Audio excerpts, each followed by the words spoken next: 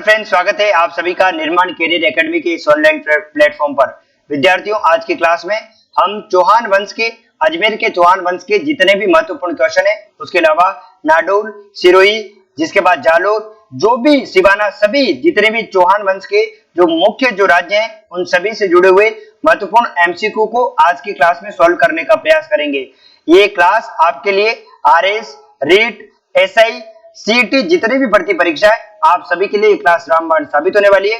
इसलिए विद्यार्थियों, इस क्लास को अंत तक देखकर अपनी तैयारी को और भी मजबूत कर सकते हैं और अपनी तैयारी कितनी अच्छी हुई है उसको परख भी सकते हैं। तो विद्यार्थियों, आप सभी का स्वागत है पुनः निर्माण कैरियर के एकेडमी के इस ऑनलाइन प्लेटफॉर्म पर।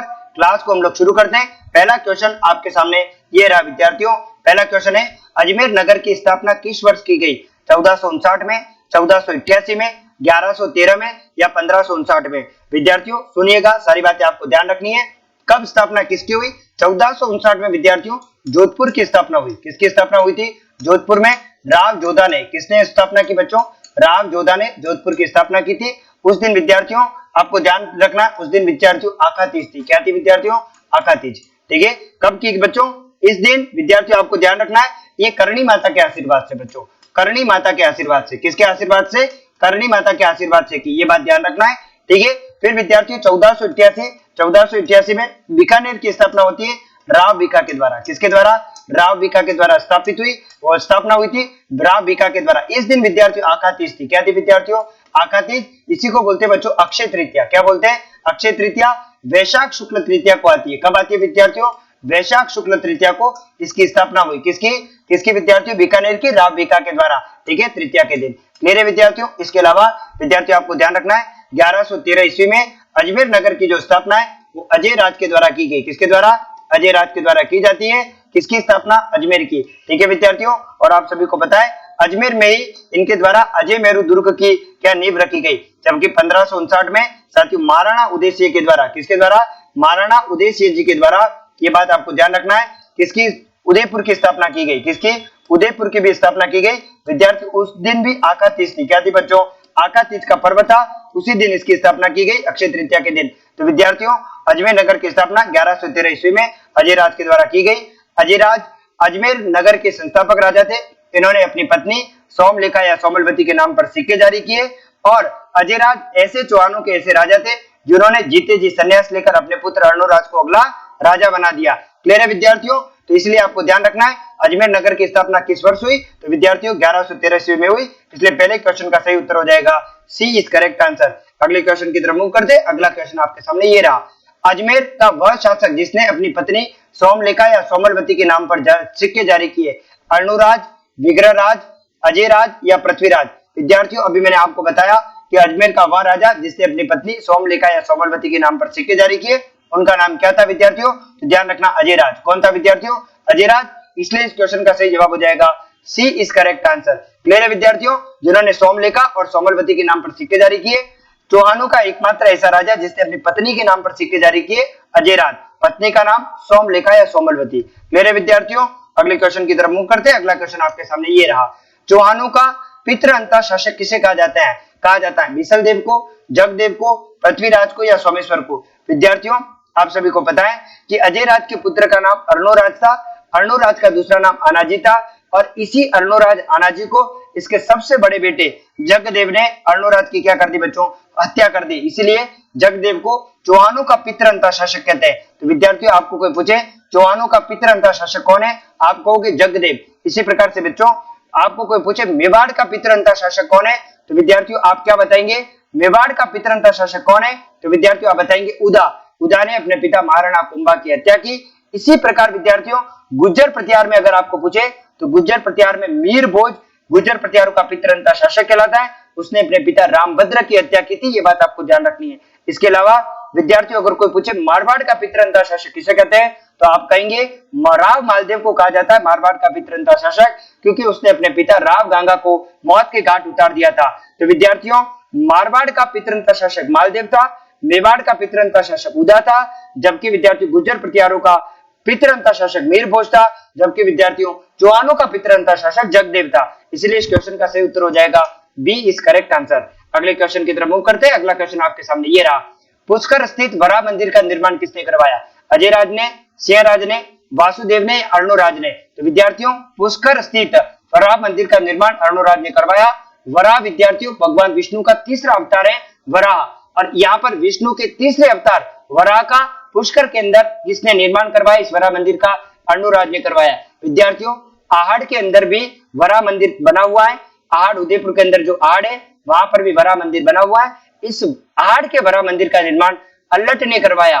ये वही अल्लट है जिसने मेवाड़ की राजधानी आहड़ को बनाया और जिसने हूण राजकुमारी हरिया देवी के साथ में विवाह किया, और जिसके समय अल्लट के समय पहली बार मेवाड़ में नौकरशाही प्रथा का गठन होता है। उसी अल्लट के समय हमारे आहड़ में वराह मंदिर का निर्माण हुआ। उसी प्रकार पुष्कर में भी वराह मंदिर का निर्माण किसने करवाया? अर्णोराज ने करवाया। ये अजमेर में चौहान वंश के शासक थे। इन्हीं के समय अजमेर में आना सागर झील का निर्माण करवाया गया, चंद्रा नदी के पानी को रोक करके। इसी प्रकार विद्यार्थियों आपको ध्यान रखना है, अजमेर के अंदर एक झील और है, उसका नाम है फाय सागर झील। फाय सागर झील हमारे राजस्थान की अकाल रात कार्यक्रम के दौरान बनने वाली दूसरी झील है, जबकि अकाल रात कार्यक्रम के दौरान बनने वाली पहली झील कौन सी थी विद्यार्थियों? तो वो राजसमंद झील है, जो राजसिंह जी के द्वारा, मेवाड़ के राजा राजसिंह जी के द्वारा राजसमंद झील का निर्माण करवाया गया। राजसिंह जी ने विजय कटकाटू और हाइड्रोलिक रूलर की उपाधि धारण की थी और अकबर को चुनौती दी थी। क्लियर है विद्यार्थियों? इसलिए इस क्वेश्चन का सही जवाब हो जाएगा डी, इसका सही आंसर हो जाएगा। क्लियर है विद्यार्थियों? आगे बढ़ते, अगला क्वेश्चन आपके सामने ये रहा। दिल्ली को विजित करने वाला अंतिम हिंदू शासक कौन था? विग्रहराज चतुर्थ, पृथ्वीराज चौहान तृतीय, सोमेश्वर या अजयराज? विद्यार्थियों आपको ध्यान रखना है, विग्रहराज चतुर्थ का दूसरा नाम बिसलदेव था। ये अंतिम हिंदू राजा थे जिन्होंने दिल्ली के तवर वंश के शासक है ना, तोमर वंश के शासक तब्बर को पराजित किया। किसको?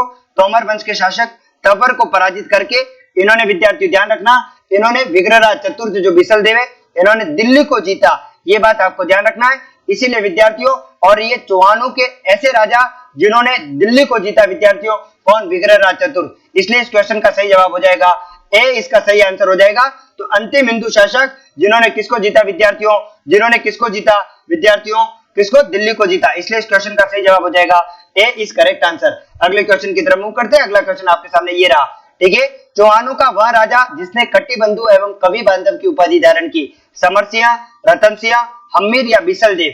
ठीक है विद्यार्थियों, यहाँ क्वेश्चन पूछा गया है कि चौहानों का ऐसा कौन सा राजा था जिसने कटिबंधु या कवि बांधव की उपाधि धारण की? तो विद्यार्थी ध्यान रखना, इसका सही आंसर हो जाएगा बिसलदेव। बिसलदेव का ही दूसरा नाम है बच्चों विग्रहराज चतुर्थ। क्या नाम है बच्चों? ध्यान रखना, क्या नाम है? विग्रहराज चतुर्थ। क्या नाम है बच्चों? विग्रहराज चतुर्थ का ही दूसरा नाम क्या बच्चों? बिसलदेव इनका दूसरा नाम है। और इन्हीं के द्वारा क्या धारण किया गया? कटिबंधु और कवि बांधव की उपाधि इनके द्वारा धारण की गई। इसलिए इस क्वेश्चन का सही जवाब हो जाएगा डी, इज करेक्ट आंसर हो जाएगा। क्लियर है विद्यार्थियों?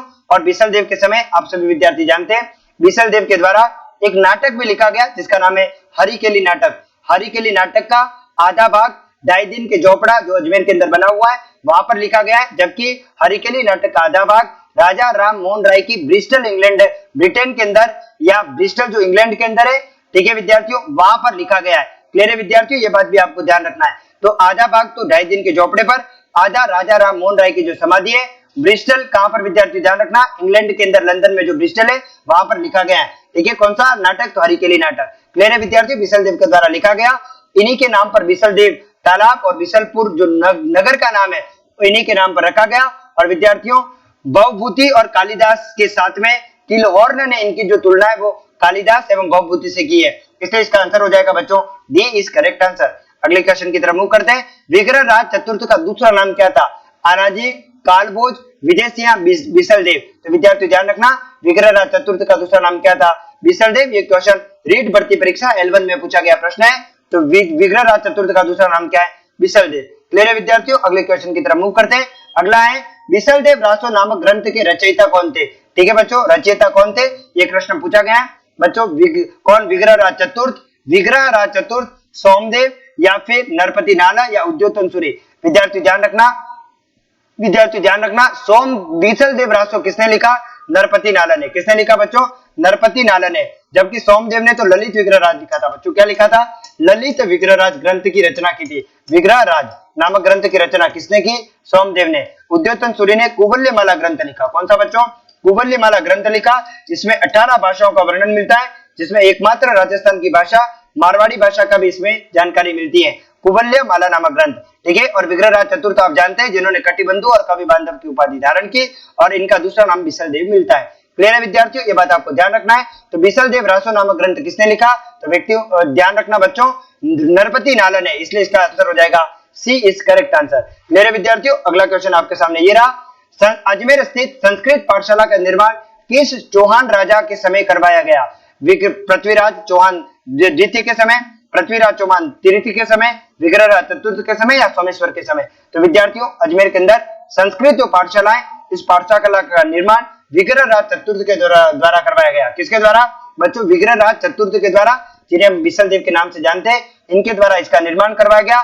इसलिए इस क्वेश्चन का सही जवाब हो जाएगा सी इज करेक्ट आंसर। और विद्यार्थियों आप सभी को पता है कि संस्कृत पाठशाला को जो निर्माण करवाया अजमेर में विग्रहराज चतुर्थ ने, इस संस्कृत पाठशाला को संस्कृत कंठाभरण के नाम से जाना जाता है। और इसी पाठशाला को, संस्कृत पाठशाला को कुतुबुद्दीन ऐबक ने तुड़वाकर इसकी जगह पर डायदीन के झोपड़ा नामक एक मस्जिद का निर्माण करवाया अबू बकर के निर्देशन में।